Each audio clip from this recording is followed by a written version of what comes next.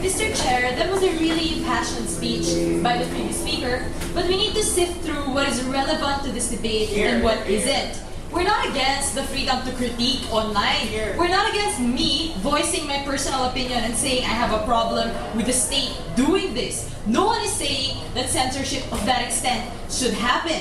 When he says it's easy to correct misinformation online, sure, it's easy to respond to blogs. But we're talking about classified information. When classified information is released, it's very hard to correct that, and it's very hard to combat that, because the perception is, if it's classified, it must be true. Even if, it's not the full story, it's not the full picture. It's completely impossible for the state to go against those things if those things are leaked. So clearly we have to identify which arguments are actually relevant to the debate. Now there are 4 things I want to clear up. I'll move on to our extension. First, this whole idea of absolute freedom on the net is a myth, because you don't have equal platforms. For example, when states, ban pornography to be more sensitive to their cultural context, or ban gambling sites, or ban anti-Muslim articles in Muslim countries, we allow that. When the states itself doesn't allow videos of Osama online threatening to kill them because they don't want to scare their citizens, we allow that. When we ban sites promoting suicide or eating disorders, for example, ban libel online, when there are crimes facilitated online like pedophilia, fraud, identity theft, we ban all these things. So we're saying, when it is about protecting their own citizens and protecting non-negotiable interests like security, the state does have an ability to censor the net and exercise sovereignty over the net. We're just showing you why in this case it's justified. Now they say, there's a propensity for abuse of state power, and we agree. We don't always trust the state, of course. There's always a risk of abuse. But under this logic, you're not gonna let the state prosecute anyone. You won't give the state any power. We should just abolish all laws on sedition and treason because they might use it to abuse political opponents.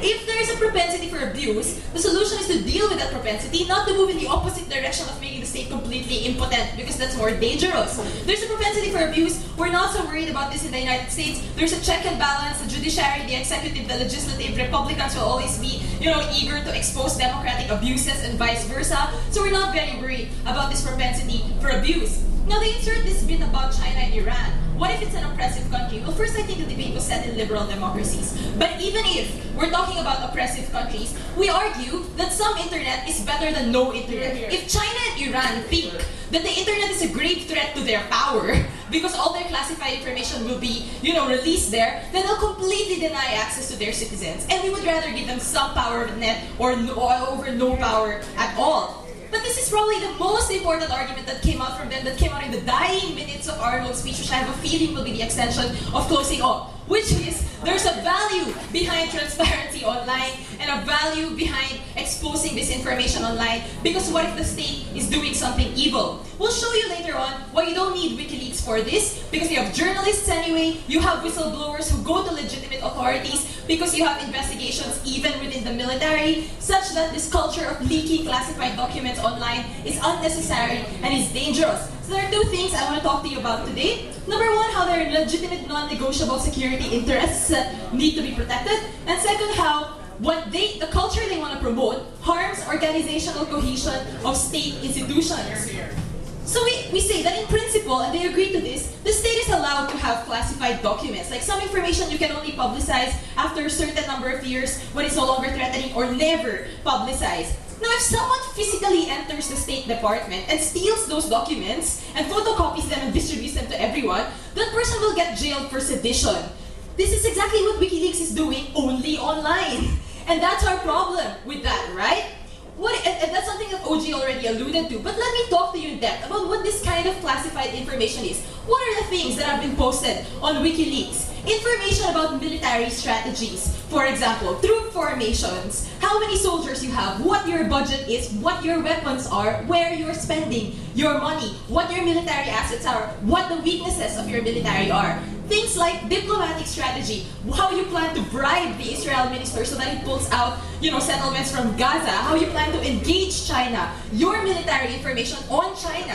Things like background checks of other leaders. What is the UN Security General like? What does this leader like? What can we offer him? Things like that. Or research and development information. The worst thing that WikiLeaks did in the last, in early December, was to publish, for example, research and development from the State Department on bioterrorism ingredients, which is dangerous. Now everyone can be a bioterrorist by just looking it up on WikiLeaks.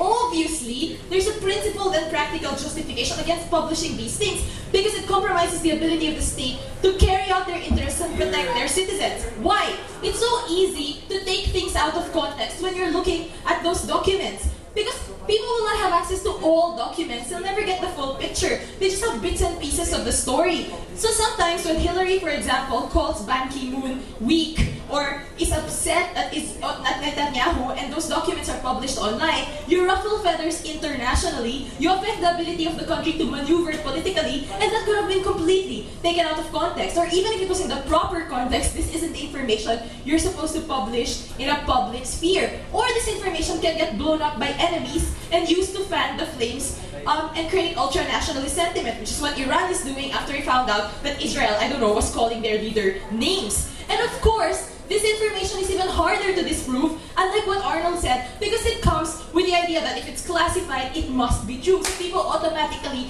believe it, which is even more dangerous for the state. But second, why don't we want this particular culture to check and balance against the state? We're all for checks, we're all for expression, but not WikiLeaks. Why? What happens now? When you have employees of state institutions that disagree with state policy, they no longer have the incentive to go through legal channels and complain. They're just gonna leak the news online, or they're just gonna leak the classified information online, which is what is happening. Some Pentagon officials, some embedded journalists, what they're doing is they're leaking the information on Wikipedia and providing the info to people who run Wikipedia. And this is very, very dangerous because what it does is that it creates distrust within these organizations. You don't want to turn members of state institutions against each other. What does this do? It leads people being less likely to document things, more cultures of secrecy, more information only being shared by people in the top echelons because they don't trust other people to leak these documents online because it's not a crime and it can be done and the state can't do anything. That's even less transparent, that's even more dangerous. We'd rather that people in state institutions were openly debating these things without the risks of every single word they say being published online. Sure, critique the state, but don't threaten the state with this particular information because it leads to paranoia and even more lack of transparency. With that being said.